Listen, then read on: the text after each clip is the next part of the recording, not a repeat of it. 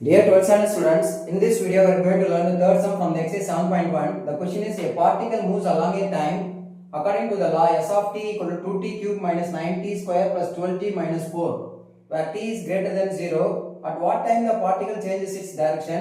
Find the total distance of the particle in first 4 seconds. And third one, find the particle's acceleration each time when the velocity is 0. So first we have to find the velocity. To find the particle changes its direction. When the particle changes its direction, the velocity is 0. So first is the displacement equation கொடுத்திருக்காங்க. அதில நம்ம velocity கண்டுபிடிக்கணும். So for that I am going to differentiate this equation with respect to t. So you will get ds by dt, that is velocity. The differentiate பண்ணீங்கன்னா என்ன வரும்? 6t square minus 18t plus 12. Constant differentiate பண்ணா 0.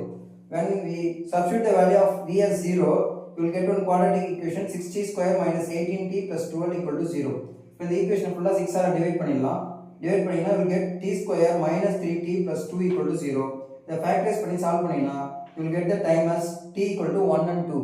So first second and second secondல velocity is 0 ஆ இருக்கும். That is the particle changes its direction. அதாவது ஒரு பொருள் போயிட்டே இருக்கு, ஒரு ஆப்ஜெக்ட் போயிட்டே இருக்கு, அது மூவ் ஆகும், டர்ன் ஆகும்போது the velocity 0 ஆகும். So அது எந்த டைம்ல டர்ன் ஆகுது? first second and second secondல turn ஆகுது அப்படின்றது அர்த்தம். Next one, total distance கண்டுபிடிக்கணும். In the first 4 seconds, that is 0 second ல இருந்து 4 second வரைக்கும். So 0 ல இருந்து 1 second வந்து பார்ட்டிகிள் கரெக்ட்டா மூவ் ஆகுது. first second வந்து டர்ன் ஆகுது. So நம்ம அதோட பிரேக் பண்ணனும். So s of 0 minus s of 1. Total distance அப்படியே டோட்டலா கண்டுபிடிக்க முடியாது. When the particle changes its directionல பிரேக் பண்ணி தான் கண்டுபிடிக்கணும். நமக்கு பார்ட்டிகிள் ரெண்டு இடத்துல டர்ன் ஆகுது. ஃபர்ஸ்ட் செகண்ட்ல செகண்ட் செகண்ட்ல தேர்ட் செகண்ட்ல ஒன்றும் சொல்லலை.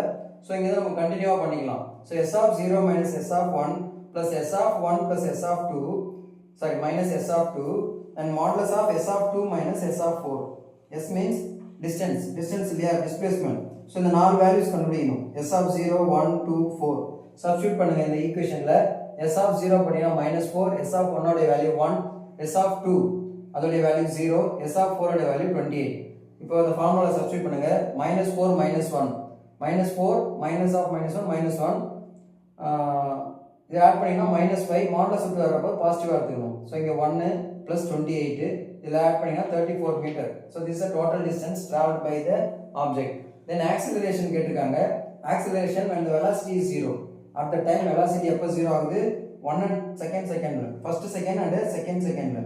So dv by dt, I am going to differentiate this equation with respect to time. You will get 12t minus 18.